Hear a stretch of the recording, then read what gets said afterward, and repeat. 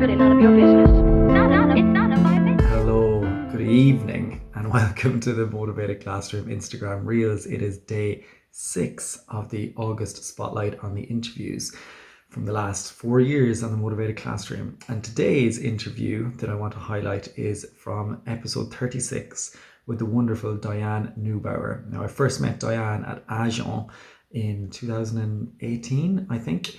She now has Dr. Diane Neubauer and has her own podcast, which is fantastic, and you should definitely check it out with Reed Riggs.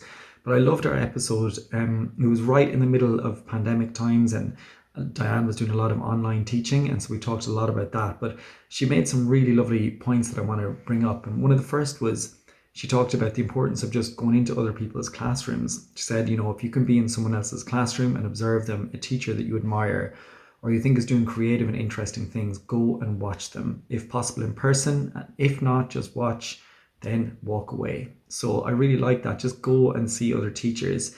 She talked a lot about language play and how creative we can be with the language. And she says things like, in language play, you're inviting your students to share something from their own imagination, maybe from their own experience, and build off each other's ideas. So very much linked to co-created storytelling. And she talked about picture talk as well.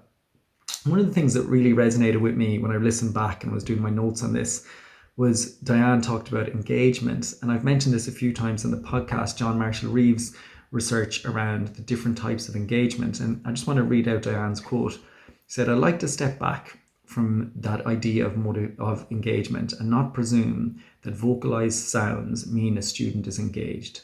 So thinking of engagement first as lots of things, lots of behaviors, verbal, as well as things like maybe when they lean in, when their eyes get bigger because they were responding to the words of the topic that was being discussed.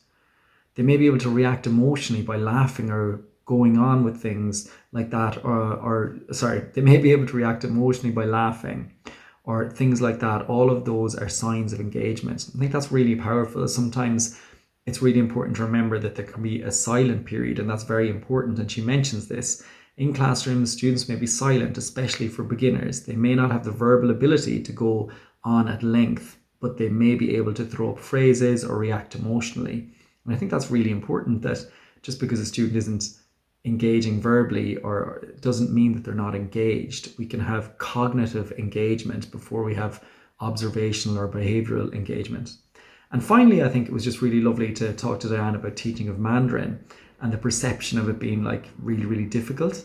And I like the way she kind of said, Mandarin there's a perception that Mandarin's the hardest language. It's not. It's a language. It is distant from English, and so there's not as many cognates. So maybe that is what people think makes it feel difficult, but it's not. And she talks about the teaching and pedagogy of Mandarin, which I can certainly resonate in relation to the teaching of Irish and even the teaching of French and German and Spanish in many state schools in back home in Ireland, here in Switzerland, and in many other schools, public, private schools everywhere. And the way that we teach the language is often demotivating rather than engaging. So she said, I think unfortunately some kinds of teaching approaches can be very demotivating and very stressful and burdensome for the teacher and the student. There's a tradition in Chinese as a second language teaching where, for example, 25 words are memorized with their stroke order on a quiz every Friday. Not every student is going to thrive on that. Maybe only a few will. And so it's very much putting the burden on the students to memorize words, practice them, do a lot of handwriting of characters.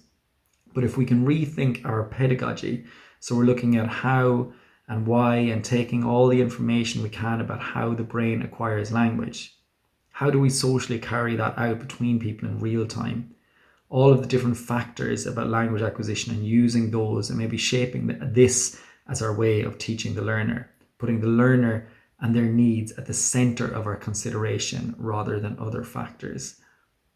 Thank you, Diane. So nice. Just rethink our pedagogy. I say frequently on the podcast that what we've been doing for decades and decades in language teaching classrooms hasn't worked. It's worked for 2 or 3% of people like me and you who went on to study languages, but for the 97, 98%, it hasn't worked. So let's change it up. Let's do something different. Let's put the student and their needs at the beginning, middle, and end of what we do. Let's do co-created stories, build characters, rather than memorization of words. So thank you, Diane. Episode 36, go check it out. A wonderful episode, and I'll see you tomorrow.